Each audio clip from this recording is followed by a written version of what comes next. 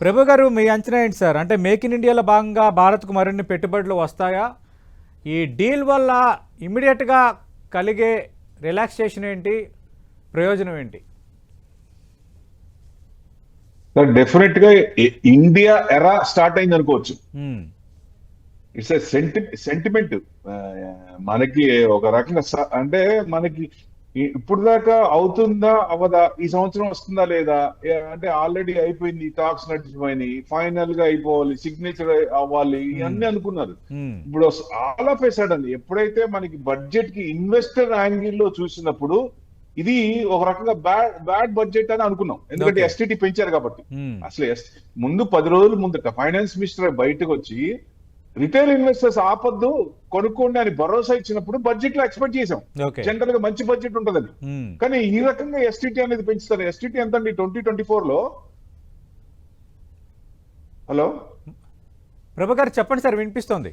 Hello ప్రభు గారు, 2024 లో options futures లో ట్యాక్స్ 2024 లో 200 రూపీస్ ఉన్నది, ఇవాళ 5000 అండి. అంటే గవర్నమెంట్ ఉద్దేశం ఏంటి? అక్కడి నుంచి ట్రేడింగ్ నుంచి ఇన్వెస్ట్మెంట్ తేవాలనే ఉద్దేశం మంచి తరుణమే. కానీ ఇంకొక యాంగిల్ లో చేస్తే బాగుండేదేమో, మార్జిన్స్ పెంచి ట్యాక్స్లు పెంచకుండా ఉంటే బాగుండేదండి. ఎందుకంటే ఇండియాలో ట్యాక్స్ లెక్క ఇప్పుడే దేశం అంతా వరల్డ్ మొత్తం కోడైకి వస్తుంది. ఆ ట్యాక్స్ కొంచెం తగ్గిస్తే బాగుండేదని ఆ యాంగిల్ లో ఉన్నాం తప్ప, ట్రేడ్ డీల్ జరగాలి అంటే ఒక చేతిలో ఒక లడ్డు, రెండో చేతిలో ఒక లడ్డు కావాలన్న అని ఇద్దరు ఒకేసారి పెట్టారు.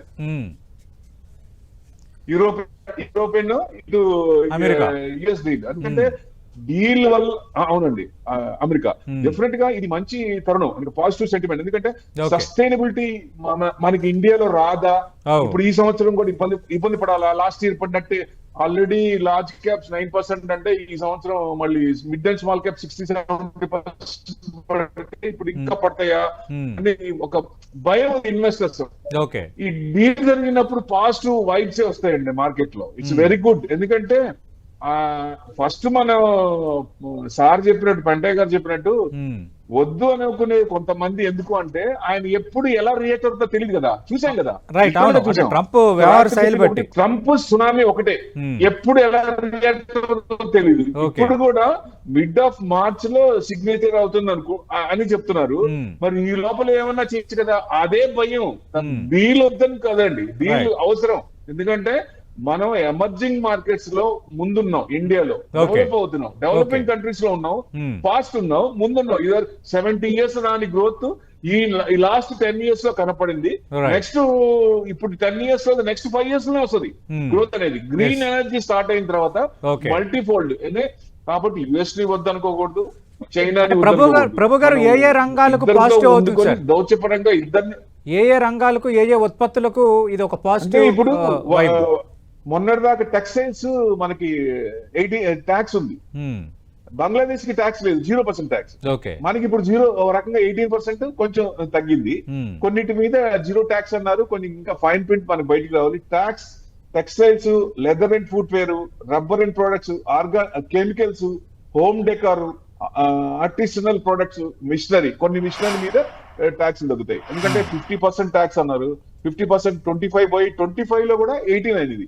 అది మంచి ఉద్దేశమే జనరల్ గా. అంటే జెమ్స్ అండ్ డైమండ్స్ వాటి మీద, ఎయిర్ క్రాఫ్ట్ పార్ట్స్ మీద, వీటన్నిటి మీద బాగా వస్తుంది. ఎందుకంటే డిఫెన్స్ సెక్టర్ కూడా బాగా ఫ్లరిష్ అయ్యే ఛాన్స్ ఉంటుంది. డిఫెన్స్ సెక్టర్ కూడా యూరోపియన్ కూడా ఎక్కువ, వాళ్ళ జీడిపిలో 3 to 5% ఎవ్రీ ఇయర్ మేము పెంచుకుంటా పోతాము డిఫెన్స్ లో అన్నారు. మన రీసెంట్ మన చూసిన తర్వాత, ఇది పాకిస్తాన్ వార్ చూసినాక మనం ఏంటో తెలిసింది కదా, మన అదే మన చేసే ఇవన్నీ పుత్రిక ఇట్లాంటివన్నీ ఎక్కువ పోయినాయి. సో డెఫినెట్ గా దాని అనుగుణంగా ఏమవుతుంది, సో వరల్డ్ మొత్తం కూడా మన సైడే చూస్తా ఉంటారు. ఇప్పుడు వాళ్ళు కూడా మన హెచ్ఏఎల్ గానీ, బీడీఎల్ కంపెనీస్ గానీ ఆర్డర్స్ అన్ని ఎక్కువ ఉన్నాయి. సో ఆర్డర్స్ కంప్లీట్ చేసి ఇన్ టైం కంప్లీట్ చేసి ఇస్తుంటే మనకి గ్రోత్ సస్టైనబిలిటీ రావాలి. ఇప్పుడు గ్రోత్ సస్టైనబిలిటీ దీంతో వస్తుందా అంటే, మనకి లోకల్ డొమెస్టిక్ ఇష్యూ అంటే మనకి ఎర్నింగ్స్ ఉంటాయి కదా, ఎర్నింగ్స్ కూడా మంచిగా రావాలి, అప్పుడు సస్టైనబిలిటీ చిన్నగా వస్తుంది. అంటే ఇది మంచిగా కొంచెం సపోర్ట్ చేస్తుంది. Right sir. మన ఇండియాకి సపోర్ట్ చేస్తుంది కాబట్టి గ్రోత్ ఓరియంటెడ్ ఇది మంచి పాయింట్ అండి. డెఫినెట్ గా ఫ్యూచర్ లో ఇట్లాంటి ఫ్రీ ట్రేడ్ అగ్రిమెంట్స్ అంటే యుఎస్ తో కాకపోయినా వేరే కంట్రీస్ తో అగ్రిమెంట్ చేసుకుంటాం. దాంతో పాటుగా ఇది అనేది మరింత బూస్ట్ ఇచ్చేది. ప్రభు గారు, ఇప్పుడు కొన్ని రంగాలకు ఇంపాక్ట్ ఉంటుంది, కొన్ని రంగాలకు ఉండదని, అంటే ఏ ఏ రంగాలకు ఇంపాక్ట్ ఉండొచ్చు, ఏ ఏ రంగాలకు సంబంధించిన ఎగుమతులు భారత్ నుంచి అమెరికాకు వెళ్ళొచ్చు, దానివల్ల మార్కెట్స్ సంబంధించి ఎలాంటి మార్పు ఉండొచ్చు? అంటే మనం జనరల్ ఎక్స్పోర్ట్స్ అనేది $30 trillion వరకు పెంచొచ్చు అనేది ఎక్స్పెక్ట్ చేస్తున్నాం నెక్స్ట్ కమింగ్ ఇయర్స్ లో. మన పీయూష్ గోయల్ గారు కూడా చెప్పారు. సో ఇండియన్ ఎంఎస్ఎంఎస్సి కానీ బెనిఫిట్ అవుతుంది, బాగా ఫార్మర్స్ కి బెనిఫిట్ అవుతుంది. అది బెనిఫిట్ అవుతుందంటే ఇక్కడ ఫార్మర్స్ కి మనం భయపడ్డామండి. ఇక్కడ ఒక పాయింట్ చూసుకోవాలి మనం, ఎందుకంటే వాళ్ళ అగ్రికల్చర్ ప్రొడక్ట్స్ కి గవర్నమెంట్ బాగా డిస్కౌంట్ వస్తుంది, బల్క్ చేస్తారు. వాళ్ళ ప్రొడక్ట్స్ కనుక దాంట్లో మళ్ళీ మీట్ వేరే ఇవి కలుపుతారన్నారు. అలాంటి ప్రొడక్ట్స్ తక్కువ డిస్కౌంట్ ఇచ్చి మన దగ్గరికి తీసుకొచ్చినప్పుడు, సపోజ్ మన ప్రోడక్ట్ ఏదైనా ₹100 ఉన్నప్పుడు వాళ్ళది ఒక ₹30, ₹20 ఉన్నప్పుడు జనరల్ గా అట్రాక్ట్ అయ్యేది వాటికి అట్రాక్ట్ అయినప్పుడు మన ఫార్మర్స్ దెబ్బతింటారు అనే ఉద్దేశంతో ఒక రకంగా స్టాండ్ తీసుకున్నారు మన ప్రైమ్ మినిస్టర్ గారు. అది నిజంగా హ్యాట్స్ ఆఫ్ చెప్పొచ్చు. కానీ ఇప్పుడు క్లారిటీ లేదు ఇంకా. సో ఇప్పుడు ఇంకా క్లారిటీ అంటే దాంట్లో ఫార్మర్స్ కి సపోర్ట్ వచ్చిందా, అగ్రికల్చర్ లో, డైరీ ప్రొడక్ట్స్ లో, మెయిజ్, వీట్, రైస్, సోయా, పౌల్ట్రీలో, మిల్క్స్ లో, చీజ్, ఇథనాల్ ఫ్యూయల్, టొబాకో, అంటే కొన్ని వెజిటబుల్స్ లో, మీట్, ఇట్లాంటి వాటిలో వస్తుందా అంటే అది మెయిన్. ఆ ఫైన్ ప్రింట్ పూర్తిగా వచ్చినప్పుడు ఫార్మర్స్ కి దెబ్బ తినకుండా ఉన్నప్పుడు, ఇప్పుడు మనకు ఈ మధ్య డీల్ కుదిరింది అనగానే ఎట్లా ఒప్పుకున్నారు ఫార్మర్స్ ఇది ఎట్లా ఒప్పుకున్నారు అనేది క్లియర్ కట్ గా ఫైన్ ప్రింట్ రాలేదు కాబట్టి తెలియదు. ఇప్పుడు అగ్రిమెంట్ అయిందంటున్నారు, సిగ్నేచరే కావాలి. సో ఇప్పుడు డెఫినెట్ గా సేఫ్ గార్డ్ అయింది, ఫార్మర్స్ కి సేఫ్ గార్డ్ అయింది, ఎగనిస్ట్ గా తీసుకోరు అనే ఇది వచ్చింది కాబట్టి డెఫినెట్ గా ఇది పాజిటివ్ సైన్ అండి. సో అది ఎట్లా ఏంటనేది మనం చూడాలి ఇంకా వచ్చినప్పుడు బయటికి. సో ఫార్మర్స్ కి దెబ్బతిన్నాం, ఎందుకంటే అగ్రికల్చర్ మీద మనం 65% డిపెండ్ అయ్యాం ఇండియా అంతా. సో మరి వాళ్ళు దెబ్బతింటే అల్లాడిపోతారు.